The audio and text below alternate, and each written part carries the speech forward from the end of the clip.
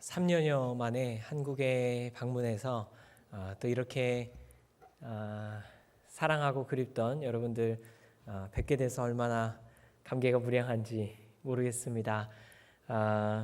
매주일마다 미국에서 미국 시간으로 토요일 저녁인데요. 여러분 예배 드리시는 모습 또 이렇게 얼굴이라도 나오실까 싶어서 매주 이렇게 확인하고 또 성가대 찬양하시고 또 찬양팀 하시는 모습들 멀리서 그리워하며 보고 있습니다. 그리고 오늘 또 이렇게 여러분들 만나 뵙게 돼서 너무 반갑습니다. 세월을 다 어디로 지나치셨는지 그대로시고 또 건강하시고 또 좋은 모습들 뵙게 돼서 참 감사합니다. 제가 방주교회에서 나고 자라서 어느덧 이제 40대 중반을 향해 가면서 돌아보니 제 삶 자체가 참 여기 계신 여러분들의 기도의 열매고 또 참아주시고 사랑해주셨던 또 어려운 시절 손 붙잡아 주셨던 그 모든 순간들의 결과물인 것 같아서 또 이 자리에 또 계시고 또 안 계신 많은 방주 재단을 통해 자라났고 또 살아온 모든 분들이 그 증거인 것 같아서 다시 한번 감사드립니다. 우리가 이렇게 하나님 안에서 참 큰 은혜를 누리는 방주교회에 있다는 것, 저도 어제 오랜만에 집밥 먹었는데 한국의 음식이 다 맛있긴 해도 집이 제일 맛있더라고요. 그래서 얼마나 많이 먹었는지.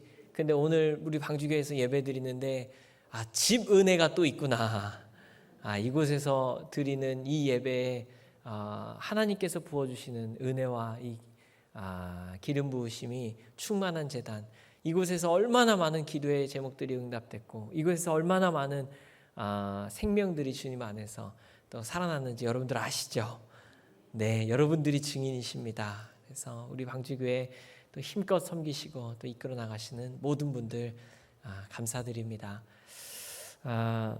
때로는 그렇게 신앙생활하고 또 교회에서 지내며 살아갈 때 그럼에도 은혜 넘치는 성전 또 뜨거운 기도 가운데 뜻하지 않는 어려움들을 겪게 되기도 합니다. 그러면 우리는 질문하고 고민해요. 아니 어떻게 우리가 이렇게 열심히 신앙생활하고 또 하나님 믿으며 살아가는데 왜 여전히 우리 안에 막막함이, 답답함이 또 어려움이 있는지 또 주님께 아뢰고 또 여쭙곤 합니다. 기도해도 당장 눈에 보이지 않는 것 같은 그런 상황의 현실에 어려울 때도 있고 그렇게 밤새 뒤척이다가 이 아침 이렇게 주님 전에 나오신 분들도 또 있을지 모르겠습니다. 그럴 때 우리는 우리의 삶이 금방 누가 두드리면 깨질 것 같이 약해 보이기도 하고 또 잘못 건들면 울화가 막 갑자기 터질 것처럼 우리 안에 그런 예민해진 상황으로 살기도 합니다. 그게 현대인들의 생활인 것 같아요. 그런데 오늘 본문을 보니까 그게 이 땅을 살아가는 우리 그리스도인들의 정체성이다. 그러나 조금 우리는 다르다. 그 말씀을 해주고 계십니다. 오늘 본문인 고린도후서의 말씀, 우리 4장 7절 말씀을 제가 읽어드리겠습니다. 우리가 이 보배를 질그릇에 가졌으니 이는 심히 큰 능력은 하나님께 있고 우리에게 있지 아니함을 알게 하려 함이라. 아멘. 우리의 정체성이 뭔지 알게 됐어요. 보배를 담은 질그릇. 뭐라고요? 보배를 담은 질그릇. 그게 우리예요. 우리가 하나님을 믿으니 우리 안에 보배가 있습니다. 하나님의 능력이 있어요. 우리 안에 다른 것들로는 채워질 수 없는 하나님의 위대하고 눈부신 영광이 우리 안에 있습니다. 그런데 우리가 질그릇이라는 거예요. 그래서 우리가 그릇 중에 깨지기 쉽고 또 다시 한번 부서지면 사용하기도 어려운 그런 질그릇인 것이에요. 그러니 우리 안에 아무리 대단한 보배를 담고 있다 해도 때로는 넘어지고 또 때로는 흔들리고 또 때로는 부서질 것만 같은 모습이 우리의 현실인 것 같습니다. 하지만 질그릇에 담겨있는 보배가 무엇인지 기억하고 사는 것이 바로 주의 자녀들의 첫 번째 임무입니다.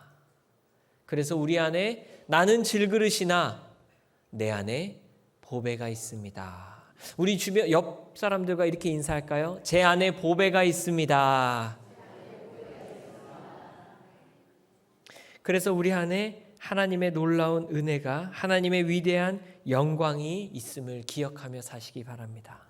때로는 그것을 우리가 분리해서 바라보고 또 이야기해요. 그래서 내 안에 보배를 담았는데 그 보배를 빼고 내 외모만, 내 질그릇만 그렇게 생각하고 또 세상은 그렇게 비교하고 또 서로를 평가하다 보니 우리가 위축되고 또 우리가 무너지게 될 때도 있는 것 같습니다. 나는 질그릇이나 내 안에 보배를 담았음을 기억할 때, 여러분 이렇게 아주 구깃구깃한 종이에 너무너무 위대한 내용이 적혀져 있다면, 대단하게 큰 자산 혹은 건물에 보증이 되어 있는 문서라면 그게 아무리 구겨지고 종이가 낡았어도 그거 아무데나 버리는 사람 없을 겁니다. 맞죠? 그게 내 땅 문서기 때문에, 그게 나의 아주 중요한 유업을 증명해주는 종이이기 때문에, 우리라는 삶이 때로는 구겨지는 것 같고 낡아버린 것 같은 종이일지라도 하나님은 그 우리의 낡은 종이 위에 위대한 이야기를 써내려 가십니다. 그렇기 때문에 우리의 삶이라는 그 종이는 그 누가 쉽게 버리거나 무시할 수 없는 하나님의 능력이 됩니다. 미국의 예일 대학교에 가면 고서적들만 보관한 도서관이 있어요. 그 도서관에는 오래된 책들만 있어요. 그러다 보니 그 책들 종이 하나하나가 그냥 넘기면 부서질 것 같고 먼지가 풀풀 나는 그런 책들이 모여 있는 곳입니다. 그런데 그 책 안에 들어갈 때 그 책들이 너무 귀해서, 예를 들면 처음 라틴어가 독일어로 번역된 구텐베르크 성경, 이런 게 그곳에 보관되어 있거든요. 그걸 누가 이렇게 훼손하거나 만지면 안 되기 때문에 볼펜 하나 가지고 들어갈 수가 없어요. 그냥 가서 보는 건데, 거기에 혹시 화재가 생길 경우에 그 안에 책들을 어떻게든 보호하기 위해서 그 서고 안에 산소 농도를 급격히 낮춰서 그 화재를 소진시켜 버립니다. 그러면 그 안에 있는 사람들은 어떻게 되겠어요? 숨을 쉴 수가 없겠죠. 그러나 1, 2분 안에 농도가 낮아지면서 겨우겨우 나가서 생존은 할 수 있는 상황. 그러나 그 책을 어떻게든 보호하기 위해서 산소를 빼는 방식으로 그 낡아버리고 오래된 귀하지도 않은 그 종이에 쓰여있는 내용 때문에 그 책이 그렇게 귀하게 보관된다는 것입니다. 여러분들의 삶도 동일합니다. 우리의 삶이 그런 거예요. 주의 자녀이기 때문에 질그릇과 같이 겉으로는 대단하지 않을 것처럼 생각될 수 있지만, 우리 안에 하나님의 생명이 있고 우리 안에 하나님의 영광이 있기 때문에 하나님 보시기에 존귀한 자들. 그래서 당신의 아들 예수 그리스도의 목숨을 지불하면서까지 우리를 살리셔야만 했던 보호의 대상, 존귀한 자들. 그것이 바로 저와 여러분들의 정체성입니다. 그렇게 우리가 하나님의 위대한 자녀들로 살아감을 기억할 때에 요한복음 1장 12절 13절 말씀이 우리의 정체성을 기억하게 해줍니다. 우리 함께 읽겠습니다. 영접하는 자, 곧 그 이름을 믿는 자들에게는 하나님의 자녀가 되는 권세를 주셨으니 이는 혈통으로나 육정으로나 사람의 뜻으로 나지 아니하고 오직 하나님께로부터 난 자들이니라. 아멘. 우리는 주의 자녀이기 때문에 혈통으로나 육정으로나 난 자들이 아니고 오직 하나님께로부터 난 자들, 우리의 집안이, 우리의 혈통이 대단하지 않아서 세월의 흔적들이 내 몸이 이제는 더 이상 그렇게 뜻대로 되지 않고, 또 질병이, 관계가, 경제적인 문제가, 또 때로는 우리의 자녀들이 어렵게 되어서 자신하지 않은 그런 순간들에도, 아니 우리는 혈통이나 육정으로 난 자들이 아니고 우리 안에 계신 보배 하나님께로 난 자들임을 기억할 때에 여러분, 우리가 질그릇이어도 괜찮습니다.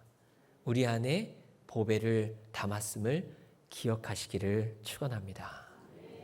그렇게 살아갈 때에 우리는 하나님의 자녀로 이 땅을 마치는 그 순간까지, 아니 하나님 나라에 서게 되는 그 순간까지 살아가게 될 것입니다.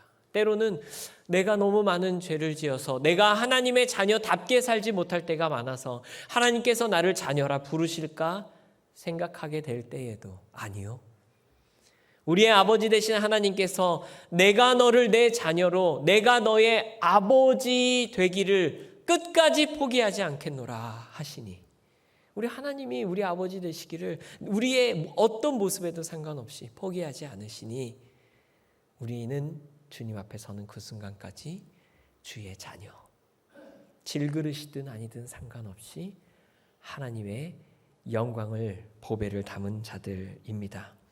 여기까지는 주의 자녀로 살아가는 삶의 정체성, 이제 그렇게 우리 안에 보배를 담았다는 것을 기억하며 살아가는 법에 대해서, 주의 자녀로 이 세상을 대하는 법에 대해서 나누고자 합니다. 질그릇이지만 보배를 담았기에 하나님 보시기에는 존귀한 우리들인데, 그런데 우리가 세상에 나가 살아갈 때에는 그 사람들 눈에 하나님의 영광이 드러나지 않을 때가 있어서 사람들은 그저 우리의 질그릇된 모습만 보고 평가하고 폄하할 수도 있다는 것, 그것을 우리는 늘 기억하며 살아가게 됩니다. 아니 때로는 이 땅에서 하나님의 말씀대로 살아가고 하나님 나라의 소명을 감당하느라 다른 사람들은 겪지 않아도 되는 추가적인 어려움을 겪을 때도 있습니다. 아니 내가 하나님 자녀잖아요. 내가 주일마다 예배 드리러 나아가잖아요. 하나님 주님께 시시때때로 기도하고 간구하잖아요. 아무 어려움 없이 살게 해주시면 안 돼요? 어려운 시간들 피하고 지나가게 해주시면 안 돼요? 사랑하는 우리 자녀들의 길과 앞길을 좀 넉넉하게 채워주시면 안 돼요? 우리는 그렇게 기도하지만 하나님께서 우리를 사랑하셔서 때로는 우리에게 주의 자녀된 명예, 품위를 지키게 하시고자 훈련하게 하실 때가 있습니다. 왕의 자녀만 돼도, 한 나라의 왕의 자녀만 돼도 일반 왕궁 밖에서 사는 시민들은 겪고 배우지 않아도 될 교육과 훈련을 받아 그들이 왕의 자녀의 품위를 지키며 살아가는 지식과 지혜와 경험을 갖춰야 하듯, 하나님의 자녀로 우리가 살아가는 데에는 하나님의 자녀답게 살아가야 하는 때로는 훈련이 있기 때문입니다. 하나님께서는 당신의 자녀들이 온실의 화초처럼 세상 앞에서 지나가는 바람에도 무기력하게 쓰러지는 그런 존재로 자라기를 원치 않으시기 때문입니다. 주의 자녀들에게는 감당해야 할 시험이 있고 견뎌내야 할 무게가 있기 때문입니다. 그래서 이 시간들을 때로는 어렵지만 하나님의 그 능력을 붙들며 지나가게 됩니다. 8절 말씀과 9절 말씀 우리 함께 읽겠습니다. 우리가 사방으로 우겨쌈을 당하여도 쌓이지 아니하며 답답한 일을 당하여도 낙심하지 아니하며 박해를 받아도 버림받지 아니하고 거꾸로 뜨림을 당하여도 망하지 아니하고. 아멘. 이게 우리의 삶입니다. 믿으시죠? 그저 속으로 나 같은 질그릇 안에 보배가 있다 혼자 생각하고 살아가는 게 아니라 그 능력을 내 안에 계신 하나님의 위대하심을 살아내는 것, 그것이 우리가 해야 할 일입니다. 그런데 이 구절을 언뜻 보면 말장난 같아요. 사방으로 우겨쌈을 당했는데 쌓이지 않았다고 말합니다. 거꾸로뜨림을 당했는데 거꾸로뜨림을 당하지 않았다고 말해요. 무슨 객관적 현실 파악이 안 된 정신승리인가? 기독교가 하나님 믿는 사람들은 그런 건가? 싶기도 합니다. 교회 안 다니는 사람들이 보면 이렇게 어려운 중에 기뻐할 수 없는 중에 기뻐하고 소망을 품을 수 없는 중에 소망을 품는 사람들이 어떻게 된 건가 싶기도 합니다. 바울이 이야기한 거예요. 주변이 나를 에워쌌는데 나는 쌓이지 않았다. 이게 무슨 말일까요? 현실 파악이 안 된 사람들이 기독교인들인 걸까요? 그냥 어려운 중에도 눈 딱 감고 아니야, 괜찮아, 그냥 혼자 그렇게 버티는 사람들이 기독교인들일까요?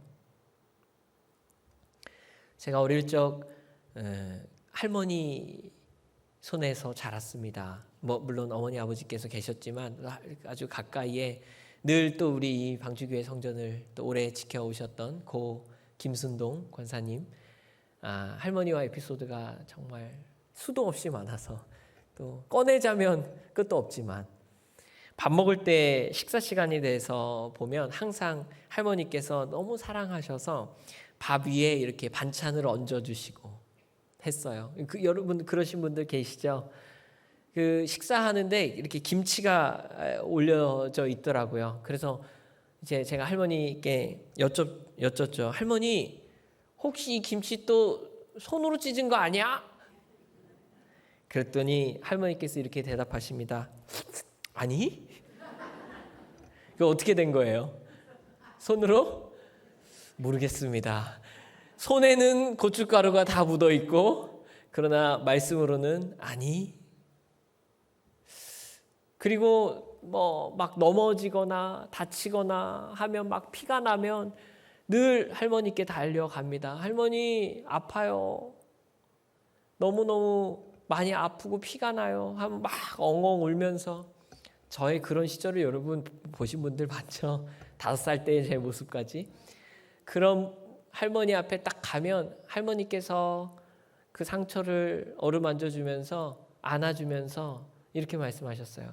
암시롱 아니여. 왜냐하면 제가 조금 다쳤지만 그걸 다 감싸줄 수 있는 할머니 곁에 있기 때문에. 우리가 사방으로 에워쌈을 당해도 그 우리의 어려운 현실을 다 이겨낼 수 있게 해주실 능력 많으신 하나님께서 암시롱 아니여 말해 주시면 이겨낼 수 있는 겁니다. 그렇게 우리의 삶은 현실을 몰라서 괜찮다고 느끼는 게 아니라 이 현실 너머에 하나님의 이 모든 일들을 이겨내게 하실 수 있고 역전시키실 수 있는 그 하나님을 믿기 때문에, 그 하나님의 능력을 경험하고 내 삶에서 살아내기 때문에 우리는 사방으로 우겨쌈을 당하나 나는 쌓이지 않았다. 나는 지금 비록 피가 흘리고 있으나 암시롱 아니여 믿음을 갖게 되는 것입니다. 이와 유사한 하나님의 약속이 있는데요. 이사야 43장 2절 말씀 우리 함께 읽겠습니다. 내가 물 가운데로 지날 때에 내가 너와 함께 할 것이라. 강을 건널 때에 물이 너를 침몰하지 못할 것이며 내가 불 가운데로 지날 때에 타지도 아니할 것이요 불꽃이 너를 사르지도 못하리니. 아멘. 어려운 시간을 지날 때마다 저는 암시롱 아니여 그 할머니의 목소리가 들리는 듯하고, 또 네가 물 가운데로 지날 때에, 네가 불꽃 가운데 던져질 때에 물이 너를 침몰하지 못하고 불꽃 하나 너의 몸 상하게 하지 않겠노라 하는 하나님의 약속 생각하면 주의 자녀로 사는 것이 이런 것입니다. 작은 어려움에 질그릇이기 때문에 나는 바스러지고 무너질 것만 같을지라도, 내 안에 계신 하나님의 능력이 위대하시니 우리는 그것들 넘어서는 것입니다. 이를 실제로 경험했던 다니엘의 세 친구들이 바벨론의 포로로 잡혀가 금신상에 절하면 풀무불에 던져질 거라 했는데 그 고난 앞에서 하나님 도대체 이게 뭐예요? 하나님 믿다가 더 어려워진 이 상황을 어떻게 해야 될 거예요? 라고 하나님께 여쭙지 않고 느부갓네살 왕 앞에서 담대하게 이렇게 선포했습니다. 다니엘 3장 17절 18절 말씀 우리 선포하는 마음으로 함께 읽겠습니다. 왕이여, 우리가 섬기는 하나님이 계시다면 우리를 맹렬히 타는 풀무불 가운데서 능히 건져내시겠고 왕의 손에서도 건져내시리이다. 그렇게 하지 아니하실지라도 왕이여, 우리가 왕의 신들을 섬기지도 아니하고 왕이 세우신 금신상에게 절하지도 아니할 줄을 아옵소서. 아멘. 아멘. 이게 주의 자녀로 살아가는 자들의 모습입니다. 풀무불에 던진다고 엄포를 놓는 그 앞에서 벌벌 떨면서 어떻게 해야 되나 하는 게 아니라 하나님이 우리를 구하실 것입니다 선포하는 그 담대함. 하지만 그리 아니하실지라도 하나님이 다른 뜻이 있으셔서 우리를 그렇게 하지 않으실지라도 아세요? 우리는 그 앞에 절하지 않을 거예요. 이런 담대함, 이런 하나님을 믿는 그 믿음, 하나님 보시면 얼마나 뿌듯하실까요? 아들아, 딸아, 이렇게까지 나를 믿고 그 어려움 앞에 담대하게 흔들림 없으니 내가 너를 구하노라 말씀하시지 않겠습니까? 그렇게 하나님 앞에서 나를 구하시리라 선포하고 그리 아니하실지라도 당신 앞에 내가 무릎 꿇는 일은 없을 겁니다 하는 그런 담대함, 그것이 바로 질그릇에 보배를 담은 존귀한 주의 자녀들의 삶입니다. 때로는 우리의 사방에 어려움이 에워싸고 있을 때에도 낙심하거나 주저앉거나 포기하는 모습이 아니라 아버지 되신 하나님, 능력 많으신 우리 아버지를 믿음으로 그 자신을 에워싼 상황을 뚫어내는 일, 그것이 주의 자녀들의 걸음입니다. 여러분들 그렇게 살아가실 수 있기를 축원합니다. 하나님을 정말로 믿고 타협 없이 당당하게 걸어가는 일. 내가 지금은 비록 잠시 어렵게 되었으나 마침내는 우리 아버지께서 나를 구하시리니 나는 주저앉지 않겠노라. 건지실 주님을 믿기에 담대히 선포하는 것, 그것이 주의 자녀된 명예입니다. 이것이 객관적인 현실 파악이 안 된 것이 아니라 사람들은 팩트라고 부르는 바로 그 현실 너머에 계신 이 모든 세상을 지금도 주관하시고 합력하여서 우리의 실패조차도 사용하여 당신의 선으로 이끄실 하나님을 믿는 주의 자녀들의 걸음이기 때문입니다. 베드로가 폭풍 앞에서 바다의 주인이신 예수님을 만나니 내 눈에 안전해 보이는 그 배 밖에 누가 나갈 수 있겠어요? 이 배 밖을 나가면 그냥 죽는 거다라고 현실을 생각하는 객관적인 이 세상의 사람들은 나가지 못합니다. 그러나 그 배 밖으로 나가 발을 딛기 시작할 때 무리를 걷는 하나님의 놀라우신 능력이 경험되는 것. 엘리사와 게하시의 아람의 군대가 그들을 사방으로 둘러싸서 이제는 그들의 삶이 끝인가 게하시가 생각했을 때 엘리사의 눈을 열어 하나님께서 보여주신 것은 자신들을 둘러싼 아람의 군대보다 훨씬 더 큰 하나님 나라의 불말과 불명거들. 우리는 그것들 보고 사는 사람들입니다. 그리고 그것들을 바라보며 세상 사람들은 보지 못하는 것을 보고 담대하게 나아가는 것. 이것이 주의 자녀로 세상을 대하는 법입니다. 우리가 이렇게 중요한 통화를 앞두고 있는데 휴대폰 배터리가 이제 1%밖에 남지 않았다고 해봐요. 내 삶을 바꿀 만한 너무 중요한 전화, 그 사람과의 통화를 통해서 내가 지금 어떻게 될지 모르게 되는 그 상황 가운데 있는데 배터리가 1%밖에 남지 않았어요. 그러면 얼마나 불안해요. 그렇죠? 그런데 아무 불안 걱정 없이 마음이 평안한 사람이 있다고 쳐봅시다. 그 사람은 1%밖에 남지 않은 배터리 앞에서 왜 불안하지 않을까요? 그 이유는 그 중요한 전화가 와도 배터리가 없어도 그냥 바로 꽂아서 충전할 수 있는 전원이 가까이 있거나 보조 배터리가 가까이 있는 거죠.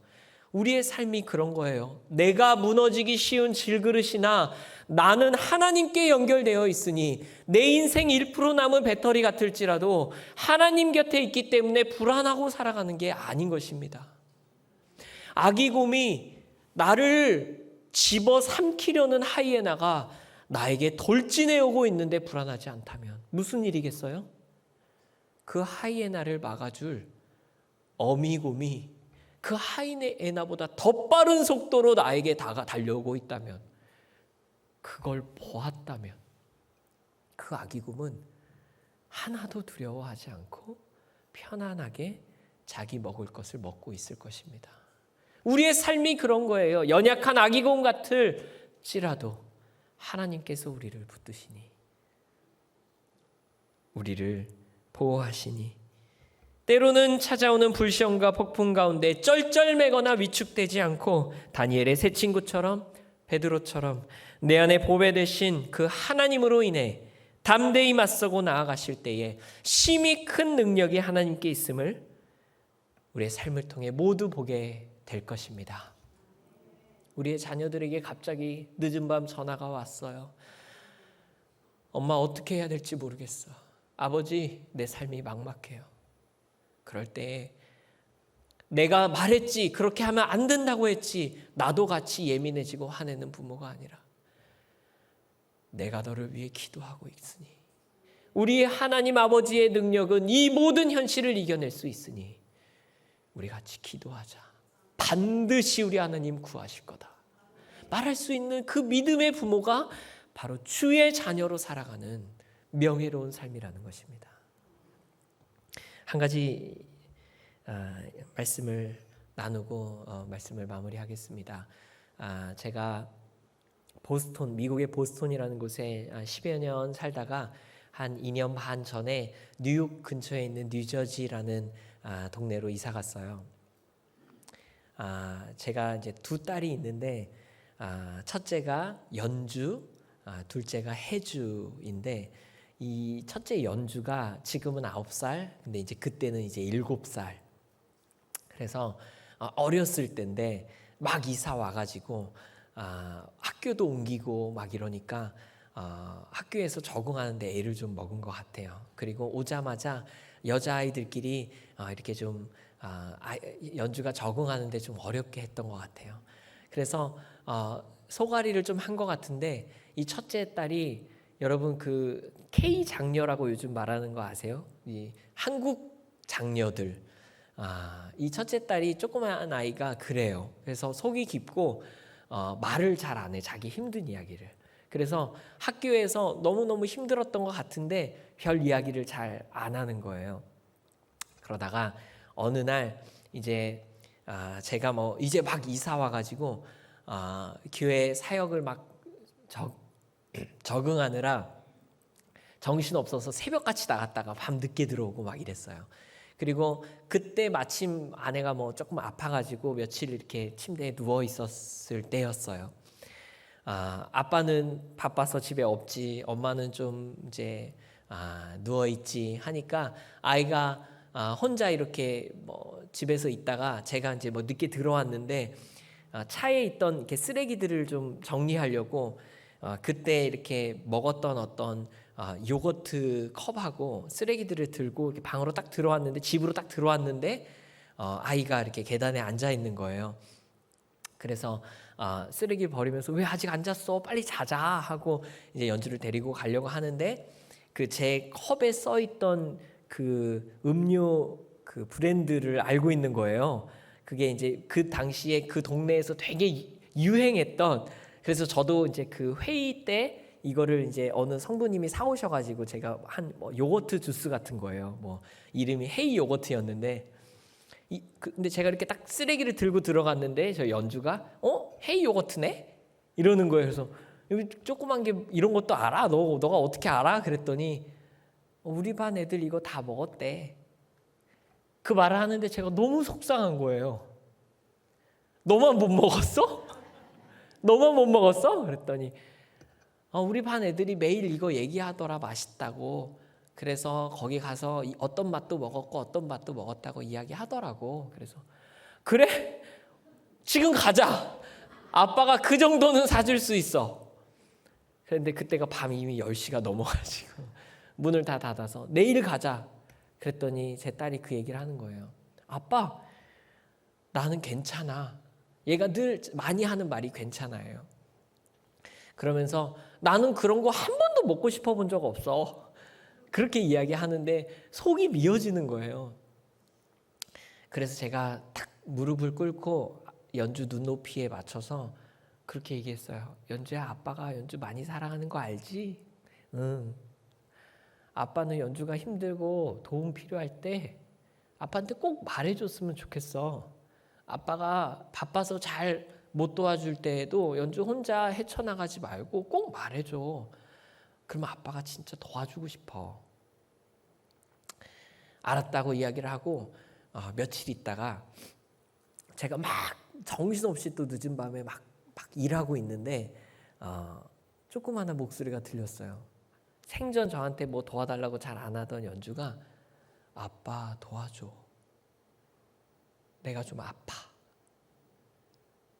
제가 어떤 일을 하고 있었는데 그 급한 일을 빨리 마무리해야 돼서 이 녀석 아빠 바쁜데 그런 거 도와달라고 해? 라고 했을까요? 아니면 그 모든 일을 제쳐두고 달려가서 도와줬을까요? 자, 1번, 2번.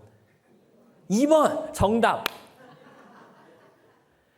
하고 있던 일이 무슨 상관이에요? 제가 사랑하는 딸이 도와달라고 했는데 그 어른스러운 아이가 그렇게 도와달라고 말했는데 다 던지고 달려가서 봤더니 이 손톱 끝에 이거 뭐 튀어나온 거 그거 잠깐 뜯어가지고 피가 조금 난 거예요. 한 방울 나온 거예요. 그랬는데 도와달라고 하니 제가 다 던지고 가서 일로 와 안아주고 약 발라주고 밴드발 기도해주고 오바해가지고 얼마나 도와줬겠어요. 그리고 말했죠. 뭐든 필요하면 말해. 아빠가 도와줄게. 여러분, 하나님께서 여러분들을 향해 그런 마음이실 겁니다. 주의 자녀로 산다는 것, 보배를 질그릇에 담고 있다는 것, 비록 우리가 질그릇 같아 때로는 부서지고 때로는 무시당하고 때로는 사방으로 우겨쌈을 당하는 것 같을 때에도 하나님은 여러분들이 어렵게 사랑하는 것 내버려두고 싶지 않으시니 하나님 마음 미어지게 하지 마시고 어려우면 어른스럽게 버티지 마시고 기도하십시오. 하나님 도와주세요. 그러면 하나님께서 열일 제쳐두고 달려와 그래 아버지를 믿으니 내가 너를 도와주겠다. 왜 이제야 하면서 달려와 안아주시고 붙드시고 도와주실 것입니다. 주의 자녀로 산다는 것 때로는 물을 지나가야 하고 때로는 불을 지나가야 하지만 우리 안에 위대하신 하나님이 계시니 그 하나님으로 인하여 품이 있고 명예롭게 작은 일에 위축되고 쩔쩔매는 것이 아니라 우리 하나님이 나를 구하시리라 그리 아니하실지라도 내가 하나님의 자녀답게 걸어가겠노라 선포하며 살아가실 때 그리고 어려울 때 주님 손 붙들고 나아가실 때 하나님의 풍성한 은혜 누리시는 저와 여러분들 되시기를 축원합니다. 기도하겠습니다.